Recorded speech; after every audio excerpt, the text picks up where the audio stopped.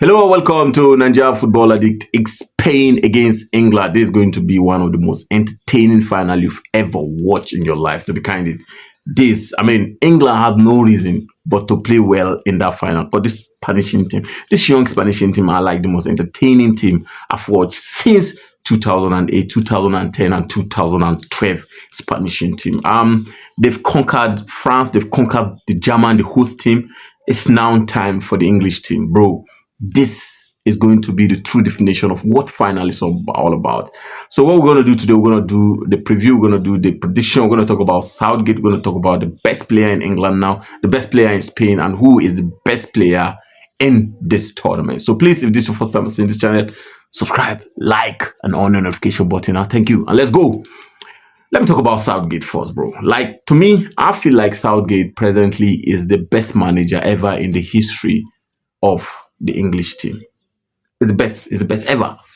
Let me say that 1966, which me, I don't count that like very, very glamorous. Do you understand what I mean? Like, it was played in England and all the game was played in Wembley. But this time around, these boys are in the final away from home for the first time ever in their life. And I think Southgate have done well, to be candid. You know, his first two games, or his first four games, let me even say, his first four games were like, he was careful. He doesn't want to like take risks. But I think from quarterfinal against Switzerland, he took the risk. He played three back, five midfield, and three attackers, which was amazing. And they played better. I think the introduction of Kobe Mino into that team just changed the dynamics of that English team. And for him to have been in final two times consecutively now, that is outrageous, bro. That is an achievement on its own. I know people talk about like England is this generation are ultimate.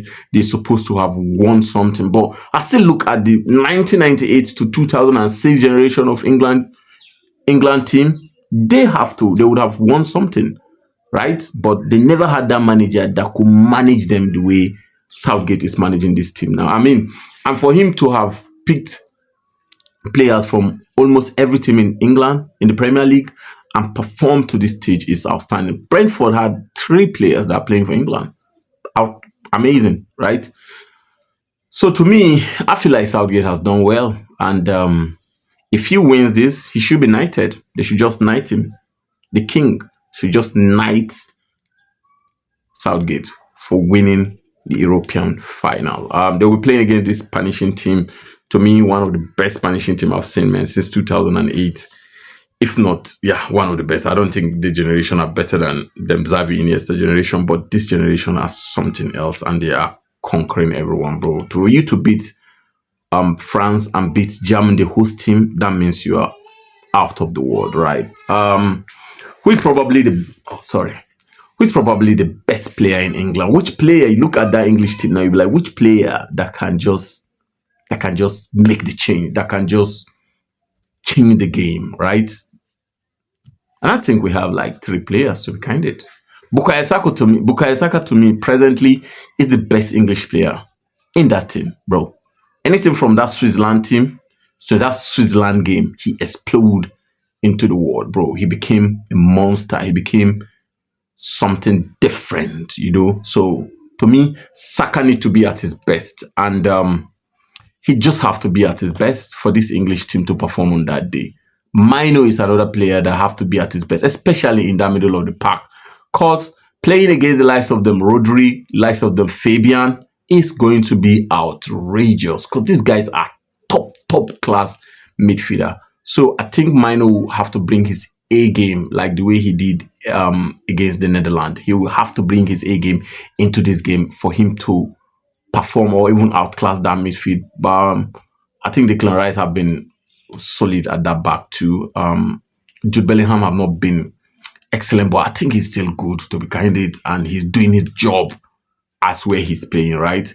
I'm not expecting Southgate to make any change. I'm not expecting him to change anything. I'm expecting him to still continue with with the formation. If there is anything that Southgate is going to change, I think it's going to be Luke Shaw for Trippier, because I feel like Luke Shaw is a true left back, and him coming into that team will just make something different. So if there is any changes that I see him doing, is him changing Trippier for Luke Shaw.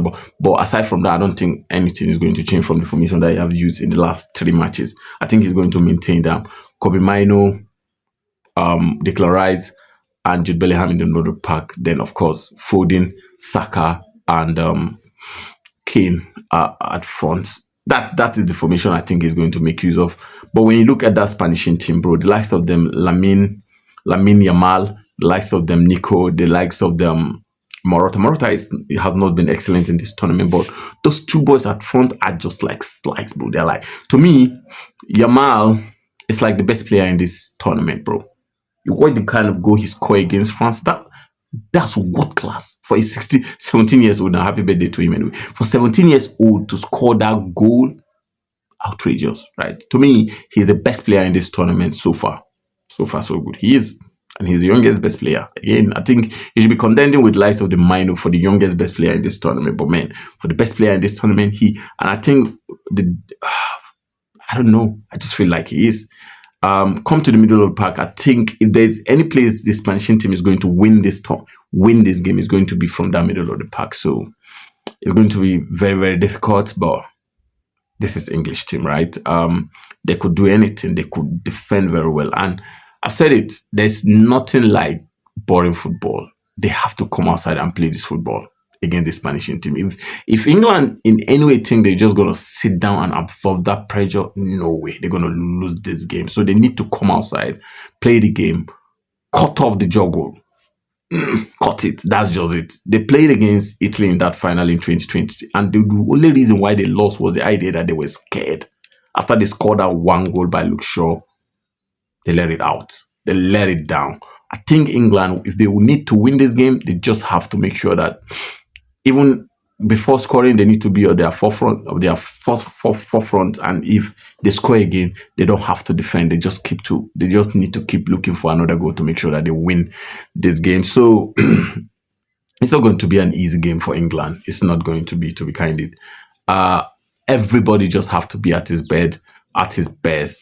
Kobbie Mainoo, Declan Rice, they have a lot of work to work in that middle of the pack that day, because Rodri, Fabian are going to try as much as possible to bamboozle you in that middle of the pack. And everybody that will play in the right back and the left back need to be at their best, because Lamine and Nico will be at their possible best. You have to be fast. That's it. You have to be fast to stop them. See, if you want to win this Spanish team, there are 3 things that you have to do. Number 1, you need to stop them in that middle of the pack. Number 2, you need to stop Lamina. Number 3, you need to stop Nico.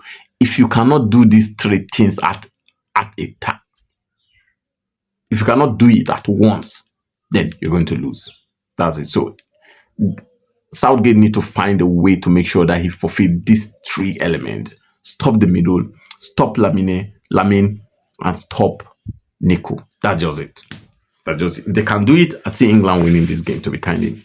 I don't think there's going to be a lot of goals on this one. So I'm going for a 1-0 win for England. That's it. 1-0 win for England. What's your prediction? Let me know.